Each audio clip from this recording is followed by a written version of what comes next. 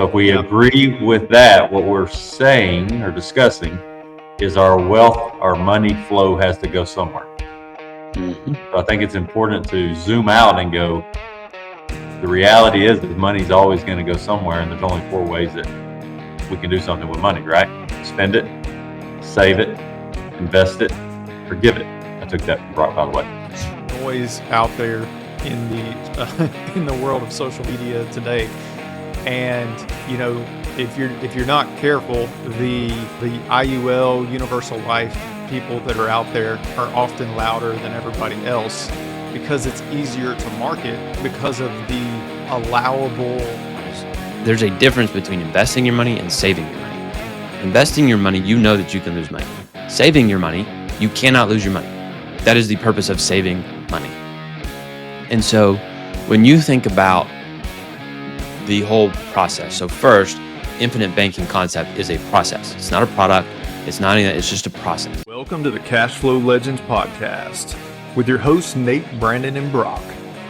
Remember, our insights are not direct financial advice, so consult with your financial team before making any decisions based on the topics discussed in this. Welcome back to Cashflow Legendz. Nate, Brock, and I are excited to be here.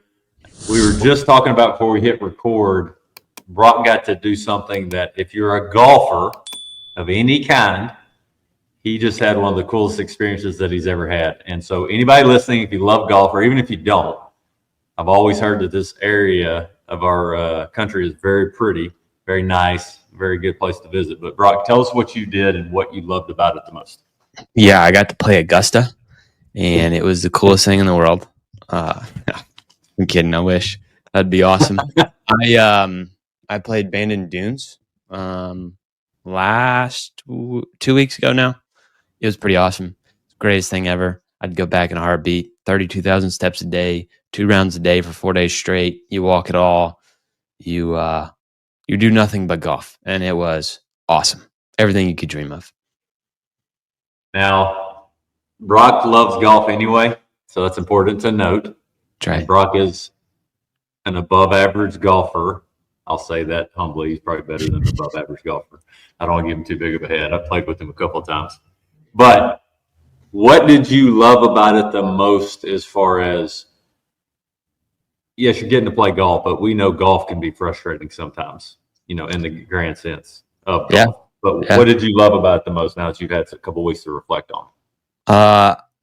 I could probably go pro if I just, quit my job and do this thing and walk it every day.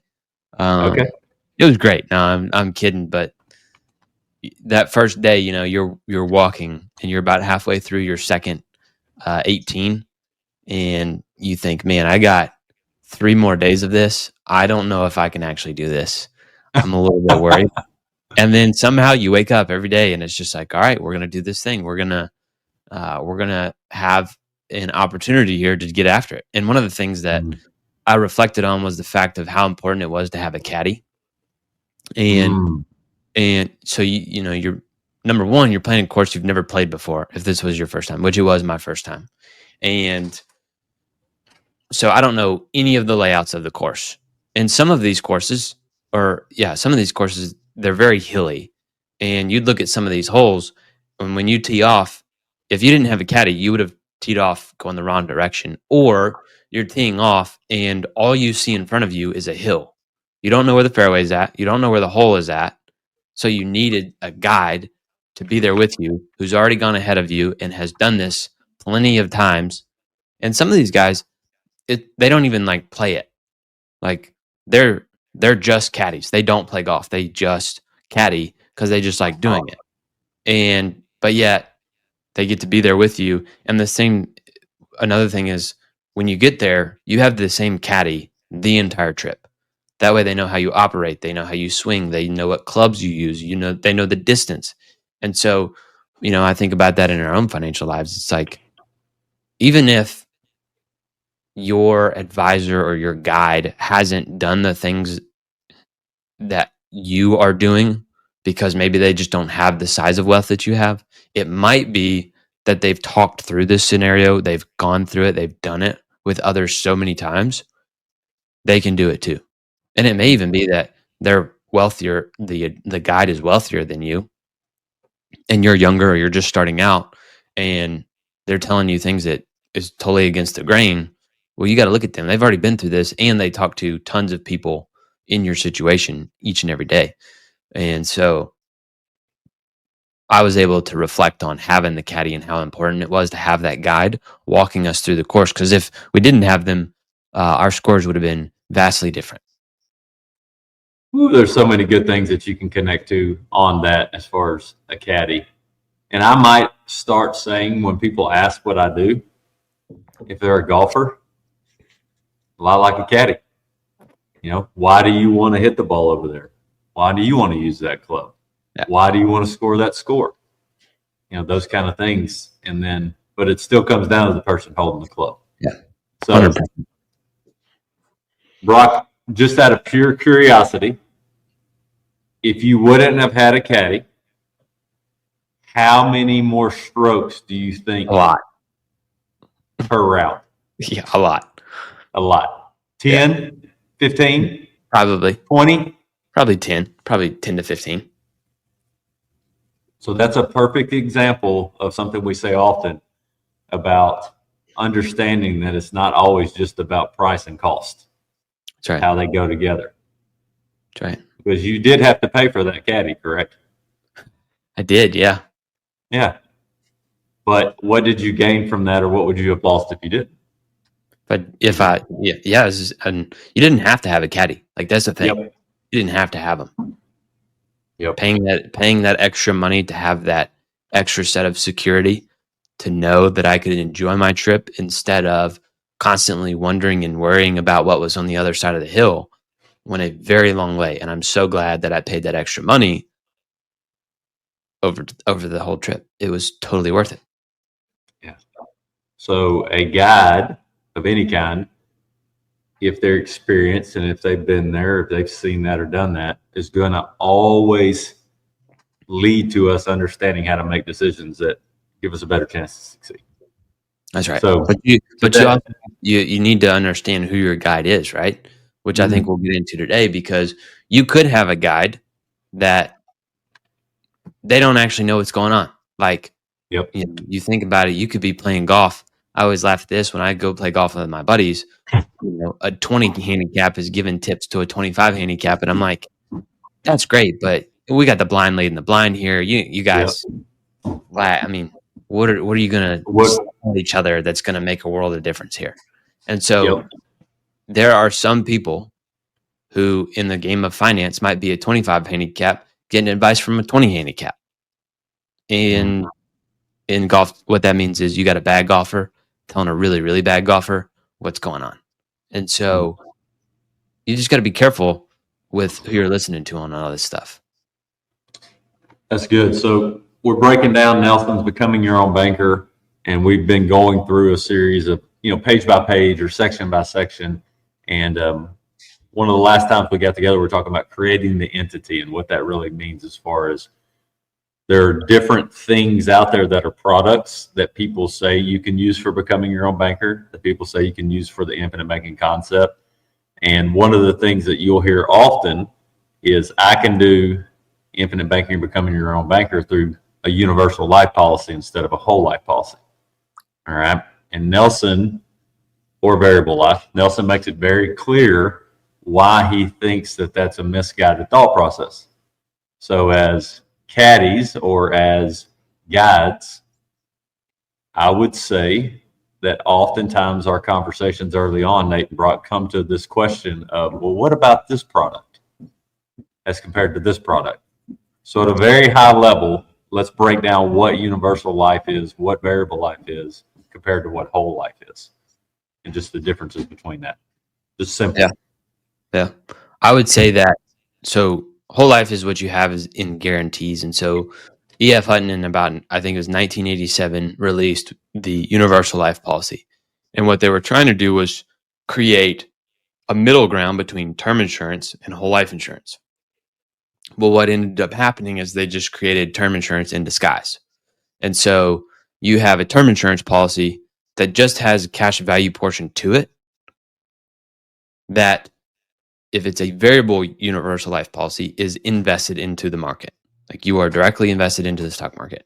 If it's something like an index universal life policy, it is not invested in the market. It is with the insurance company, and then they credit you an interest rate that they have through what they invested in. So you're not actually invested in the market, but what the underlying insurance part here is term insurance. It's annual renewable term insurance. So every single year within the contract, your premium continues to rise the longer that you live. Hopefully that helps. And that's perfect. And Nate, during that time when this product was created, all right, were the interest rates super low or super high? Well, that was in the 80s, so they were going through the roof, Yes. which made it really, really easy for people who were selling these products at the time to illustrate these astronomical rates of return on a page. 18% year over year. Yeah, yeah. Well, I mean, Garrett talks about his first universal life policy that he got when he was like 18 or 19 years old. Yeah. That was in 1999, and it was illustrated that, hey, he pays $70 a month and it's going to earn 18% a year, and he's going to retire a multimillionaire. And when he got into school and like really started understanding finance at a deeper level, he wrote like a thesis or something like that on the probability of success of universal life policies. And it had, most of these policies had like a 97% fail rate on them. And so this idea that you mix your insurance with your investments and you come out better on the other side, it might look good on paper, but it doesn't work out that way. These things don't hold up. And also you just factor in whole life insurance has been around for hundreds of years. These universal life policies started up in the 80s, and then they've been modified over time. And so there's really not enough long-term history of this product to understand what's really going on. And oh, by the way, it's one of the highest, not the highest, but one of the highest profit centers for an insurance company is a universal life policy, because they get to change the rules. So for the casual listener, or somebody who's never come across becoming your own banker or infinite banking or whole life policies in general, what I think I hear you guys saying is Nelson was adamant that using whole life insurance was the best way to store your wealth, that created guarantees tied to a product that's been around for a long, long time, and that it has to do what it says it's going to do because of the guarantees in the contract. Is that a fair place to start? That is a fair place to start. All right. So if we agree with that, what we're saying or discussing is our wealth, our money flow has to go somewhere. Mm-hmm. So I think it's important to zoom out and go, the reality is that money's always going to go somewhere, and there's only 4 ways that we can do something with money, right? Spend it, save it, invest it, or give it. I took that from Brock, by the way. So when we do that, and I use it all the time now, it simplifies money, right? It makes it less scary. Because I find a lot of times, guys, that people are scared of what's really going on. And the minute you introduce them to whole life, they want to have a better understanding of it than their 401k that they know nothing about. I mean, really, that comes up often. Yep. And so the real question is, why do you feel this way about whole life and need to understand all of it when you don't do this when they automatically sign you up for your retirement plan? And we got to kind of lean into that first and get some clarity on what thinking is tied to that. So, and Brandon, on that, it's not that you are saying you shouldn't ask questions about your whole life. It's, hey, if you're going to ask questions about your whole life, we believe you should also be asking these same questions about all the other things that you own, so you can be aware of what's happening in your life. Right, that's a great point. Thank you for bringing that up. There's so much noise out there in the in the world of social media today, and if you're not careful, the IUL universal life people that are out there are often louder than everybody else because it's easier to market because of the allowable parameters that they're able to operate inside of. When it comes to like how they would illustrate something or whatever, the fact is, and IUL is the most popular one out there today. So I guess we could speak to that more than anything else. And IUL versus a whole life illustrated, and IUL is always going to illustrate better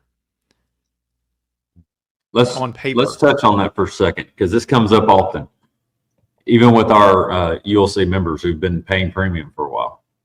And this is a reminder that we can always be better in how we communicate and the things that we talk about. What is an illustration?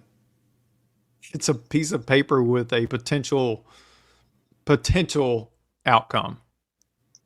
It's a potential projection of how the policy is going to work over time, and it shows your premiums, your cash value, and your death benefits. Yep. And on all illustrations, there are a few assumptions. Almost always, it's paying that certain amount of premium for a certain period of time, and a projected dividend on the non-guaranteed side of it based off of the dividend that has already occurred the most recent. Correct. So are dividends locked in from today till the day we die, or do they get recalculated each year? Every year, they're new. Can you pay premiums in different ways of mode of operation, from monthly to semi-annual to quarterly to annual? And can you pay some of it or part of it? Absolutely. Yep. So this is where Nelson was so wise, and we have experienced this. The behavior of the policy owner is more important than almost anything else once you factor in it's a mutual company that's had dividends for 100 plus years straight, and it's whole life insurance. It really is that simple. Before we hit record earlier today, Nate and I were on another call, and Nate reminded us of something great. He said, if you can explain it on a napkin, you understand it. And if you can simplify it that well. So then it hit me. I was like, what does this really mean? It really means we're deciding where our money goes, and we're adding one step if we've never done anything but the traditional sense of deposit into a bank and then it goes to these other places. All we're doing is adding one step. Mm-hmm. The minutia and the mechanics and the how, there's 1,000 different ways you could do it technically, depending on what you want to accomplish, what your goals are, where you are right now, where you want to be, those kind of things. So I'm always reminded of Nelson's book, Building Your Warehouse of Wealth, and this has always stuck with me. He said, our wealth has to reside somewhere. That's really what we're talking about here, on why he felt so strongly about, if I'm going to send it somewhere, I'm going to send it to whole life insurance first. And then understanding why. And then when we understand why that is, then we understand what we're going to do with it, next, if we're going to use it, how we're going to use it, those kind of things. So let's talk about this a little bit, because I get asked this question a lot. In the insurance industry, how come we don't ever see some of the companies we work with advertising the value of whole life the way we understand it? Like, how come we don't see that being advertised the way we might see a CD being advertised, or the way we might see a stock portfolio being advertised, or the way we might see a money manager account being advertised? Why is that? I think it goes to, if you're in business, number one, first rule of business is increase shareholder value. Most of the companies out there that are promoting are saying, hey, look, we are doing great things. We want to increase shareholder value because that means their stock goes up, and they're going to promote their most profitable ideas. And if you think back to the rules of the big three, big corporations, financial institutions, and the government, they want your money on a consistent, systematic basis over a long period of time. They're going to hold on to it for as long as possible, and then give you back little increments as possible. Well, every marketing piece out there is all about how do you get the best rate of return? How do you get, the nicest, flashiest things? Like it's always about how can you get the highest rate of return. There, and as I'm saying this, there's two things. If you pay attention to the investment commercials, financial institution commercials, there's only two things that they'll always talk about. It's either we have a better rate of return or we can do it for cheaper. Those are the only two things that they can do. And so if interest rates get a little haywire, well, they're going to talk about, well, we can do it a little bit better and we can do it for cheaper. Well, if it's better rate of returns, well, fair enough. Hey, we can do it for better rate of returns. And so, they're in business to make a profit. They're going to do the things that create more profit for them over time. And then if you find out how to do it the right way, sure, go for it. Do it the right way. But I believe that would be the reason as to why we don't always hear it to be said, this is the way that you should. Yeah, I think the same thing. It's marketability and profitability is really what we see today, and the marketability piece is like, the sizzle. It's what people can, what they can hear, what they can kind of feel, and something that's tangible. But the reality is, like, whole life insurance is really the stake. It's really the foundation. It's not flashy or anything like that. So, all the different products that are out there around life insurance, like IUL, like we're talking about universal life and stuff like that. It's all about trying to get as close to the investment world with it still being insurance. That's really, and like we talk about, like, what you don't really need to mix investments and insurance. Those things need to be separate. And all we're wanting to do is have a guaranteed place store value, where we can position ourselves to have access to capital to take advantage of opportunities when they show up. But the big names out there today, like on YouTube or whatever, that are trying to teach people about IUL specifically, you Google their name enough and you find that they've got lawsuits pending against them for the things that they've been telling people. And I know for a fact me and Brandon don't have any lawsuits pending against us for teaching people about whole life insurance, and I'm pretty confident Brock doesn't either. So that ought to tell you something. Whole life insurance is actually really easy to understand, but you have to lean into it. You can't run away from the subject. It reminds me of something that we talk about often in our household. If it is easy now, super easy, requires no pain, no focus, no intention, no effort, it's going to make it hard later. If it takes a little bit of thinking through it, diligence, understanding, and it's uncomfortable now, the growth is connected to the friction, and it's going to give us a foundation for later. And having been someone who believed whole life was the worst product ever, to believing it's the most sound place I can put my money first, I can speak confidently on crossing that chasm and how uncomfortable it was. It was very uncomfortable. Because what do we all like to think? We all like to think that what we know is the truth. And we will die on that hill even if it's not true. It's just, that's how we're made. We crave that comfort or that peace of mind. Yeah. And Brock, go ahead. I was going to say, so I'm gonna go on a little bit of a tear for a second, because Do it. I enjoyed this conversation about IUL. So I'm going to start this off and then come back to it. So the first places you want to look is the tortoise and the hare. We all know the story of the tortoise and the hare. The tortoise ends up winning because the hare is up really fast and then slows down up. And then that's the same thing as an IUL versus whole life. If I brought it back to golf, Scotty Scheffler, probably the greatest golfer on the earth right now. If you looked at his stats, right now he is 74th in the field for the fastest ball speed, but yet number one by a massive margin in the world. Wouldn't it make sense that the number one golfer in the world would have the hardest and fastest hitting ball speed on the tour? He's also 174th in distance, I think, on tour. Wouldn't it make sense that he hits it the furthest? But what he's number one at constantly is strokes gained, is how far he is.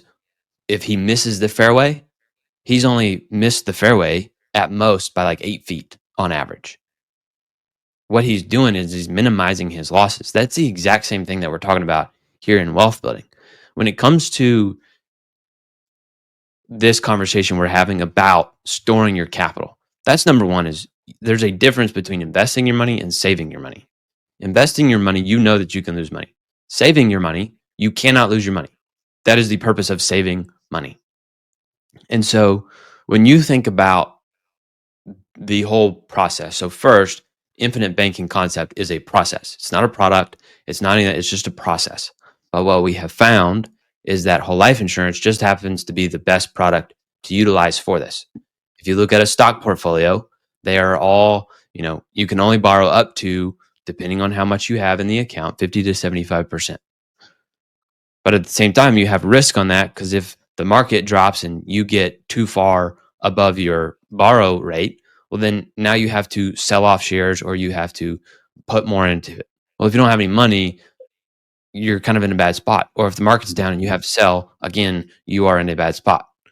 If you look at your home equity line of credit, sure, you might be able to do this. But again, you can only borrow up to 80% of what's there. You're not in control of it. Half of your equity could just disappear over time. It's like most people want to ignore the fact that real estate has crashed 9 times in our economy. And not to mention, it's all starting to come down right now, slowly but surely. They're coming down right now in values. Well, if your home values come down, guess what? So does your HELOC. Then you think about, the whole life policy. It's guaranteed. It can only go up. When you think about whole life insurance, you have a guaranteed premium that will never go up or down unless you, the owner, does something to change it.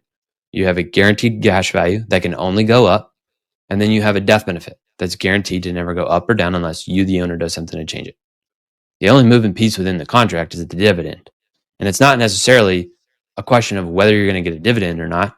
It's just how big and how fast and how, what is it going to be? Which I'm not too concerned about because I know it's going to go up. That's kind of like when I think about Scotty's game. He's not the hardest hitting guy. He doesn't have the fastest ball speed. He doesn't hit it the furthest. He's just consistently putting it right down the middle of the fairway, constantly going at it. But then you look at the index universal life policies, and you have all these people saying you can do infinite banking through an index universal life policy. Yeah, you can. Just like everything else, you can. But here's some things that you got to think about. Number one, who's managing the policy? What happens if that person leaves? Right? So I was talking to a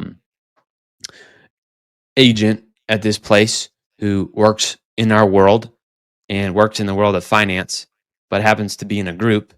And what, I would ask him is, he's like, on our index universal life policy, I've been talking to my mentor for the last 30 years. He's gotten 8% every single year. And I'm like, oh, that's great. Tell me how he does it. Oh, well, he manages it. He moves the money all the time. Cool. What happens if he dies? Couldn't answer. I don't know. I said, do you really plan on getting into a group of people that's going to sell index universal life policies, then that's going to manage the crediting rates every single year for every single one of your policies, for every single one of your clients? Think about that reality. All those people who sell them are always like, oh, you can create financial freedom. You could do this. You could do that. Are they not on the exact same path? Well, if they reach financial freedom, what are they going to do? They're going to continue to sit here and manage your policies all day long, or are they going to go find something else to do? Instagram tells me they're going to find something else to do, right? And so those are the things that you got to worry about is, first and foremost, who's managing the policy? Who's helping you decide on your crediting rate and what you're going to get in your policy? Because if they disappear and you don't have a plan around it, you're screwed anyways. Go ahead and give up the policy unless you want to join the business and learn how it works and do all that stuff, which, no offense, but you probably can't do because you're probably spending all your time at work or with your family. The other question you got to think about is, okay, well, what's the fees associated with an index universal life policy? What's the term cost? What happens if you stop paying into a universal life contract, but then you start taking income from it? Could it work? Absolutely.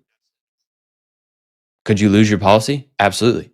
Something that people don't talk about is in the 90s and early 2000s, everybody was selling these policies of index universal life policies. And then in the early 20s, in 2020, and like between 2018 and 2021, all these clients started getting calls saying, hey, you got to put more money in your contract or you're going to lose it. Nobody told you about that. You got to understand that there's risk to these things and you are the one that has to manage them. That person managing, they sold you the policy. They're good to go. Oftentimes, they'll just push it on you, right? Now, I say all this because I don't like them. I'm not going to use them for my own world. However, there is a use for them. Where I see the use for them is mainly in really large estate planning cases where you're probably financing the premiums and you have loads of people that are constantly managing both the loan and the policy. And these people are never going to touch the cash value. It is meant for the death benefit and to pay off the loan that the bank used to finance those premiums. But not for, hey, let me store my capital in a place that is, tax-free and I can get, stock market returns. That's not the thing. We're saving money or we're investing money. Just pick one. And then if you do the savings correctly, you'll be able to take control of the investing part and do far greater. All right, I'm done. It's good stuff. No, that's good. That's good. What I took from that, Brock, let's assume anybody's listening that's got a long track record of being pretty successful with investing, or they're just getting started. First, get real clear on what the difference between saving and investing is. That's a very important piece that I'm finding more and more often in the conversations we have the privilege to have is misunderstood. Because we are convinced that our traditional plans that we're told that we should put our money in is an actual savings plan. And that's not the case. All right. So I really like your other point too, Brock, about this reality that the process of infinite banking, the mindset, the behavior, how we view money flowing through our life is just a mindset and a process. It just happens to work best with a whole life policy. That's it. Now, being entrepreneurs at 44, I can tell you, having swung and missed quite a few times on some things, I am getting more and more clear, like Nelson talks about when interest rates skyrocketed in the 80s and he was on his knees praying for a solution, that I find a lot of peace in controlling capital and not chasing rates of return. And believe you me, I've tried that. So we're not saying that you can't go chase rates of return. I think that's important also. We're saying where you put your money first to guarantee that it is being protected and saved with minimum guarantees is the most important first step before you go do anything. Okay. Brandon, I think that we should probably harp on that a little bit more. If all you ever did was whole life insurance, you would lose. Like, is it the greatest tool out there? Absolutely. But you've got to get a rate of return somewhere else, whether it's in yourself or another tool. Like, you need to go out there and get it, because if we looked at inflation rates, everybody's inflation rates are different. And if you're, let's say that inflation continued at 6% over the next, 20 years, and the only thing you ever did was put money in cash value, and you didn't invest in yourself, you didn't invest in other things, sure, you'd have tax-free money and you'd be okay. Yeah. But none Good of us point. are here to be okay. It's the same thing as if you just put all your money in a savings account and just screw it. Like, you need other things to go along with it so that you can be the best that you can be. I had this conversation the other day, Brock, and I think it points to your point. One thing I love about paying premiums into whole life for our members who have no desire to go out and create immaculate businesses or high cash flow strategies is you can look internal and go, where are you already paying for things that you can gain control of in your life? Because what Nelson says, this is about how one finances the things of life. Yes, Brock. Yes, Nate. Yes, Brandon. Yes, anybody listening, it can include investments. And for many people, it will. But we forget that our greatest investment is the income we're creating that's flowing through our life and how we're protecting it and reusing it and repurposing it and passing it on with the education. So we're not saying that you have to go be some real estate mogul. You, like, not long ago, I was visiting with somebody and we figured out how to redirect several $1,000s that was leaving their life that now they control in their life. Said another way, is 24 grand that won't ever leave their life again, that was going to leave their life every year. Yeah. Over a lifetime, that's a big deal. Yeah. And so behavior of the you and me at our level is that piece about becoming your own banker. That's right. And the whole life insurance is not the engine. It is the turbocharger, which makes everything else that you do better. There Your you go. 401k, your real estate, your IRAs, your savings account, your brokerage portfolio. It makes everything else better because you have that in place. That's good, Brock. And I want to touch on this to finish up. A lot of times early on in our time with becoming your own banker, just being completely transparent, we made them compete against each other, not knowing what we didn't know. And in reality, when I read the book, The Fifth Option, and did a lot of work with your dad and Nate worked with Garrett and all these conversations we've been in, is we're going to ebb and flow on what we think is most valuable in our lifetime. So like for me, I don't want my money in the market. That's me personally. Yep. I'm at peace with that. I know that now and I know why and I know what I want to do. But if somebody loves their money in the market, let's see how whole life can make that even better. That's right. And that's really what we're talking about, is that you're not handcuffed to only one choice. You're creating more freedom for more choices and more flexibility and the ability to adjust down the road. It stabilizes that ability. It doesn't take away from it. And that is it's so fascinating in all the conversations we have, how often we forget that more options is better than one option. Yep. It's fascinating to me because I used to think that way and I still have to fight it every day. So I can relate to it. You know, would you rather have 3 options or would you rather only have one option? You know, and that's really what whole life does, is in simple terms, it expands our options. That's right. So you got me fired up on the soapbox now too, bro. Nate, you got anything to finish us off with? Any closing thoughts? Can't think of anything. It's been a good conversation. Hope people get a lot of value out of it. Absolutely. Absolutely. We are always so grateful that people choose to listen to us. It's so cool when somebody says, hey, I checked out y'all's podcast. We do not take lightly that we are human. We make mistakes. We may say something that was misguided. Call us on it. Say, hey, did you really mean this? Let's talk about it. And if it's a valuable question that we had a misguided answer on or thought on, we'll come back on the next one and go, hey, that was a great point. This is where we screwed up. This is what we really meant.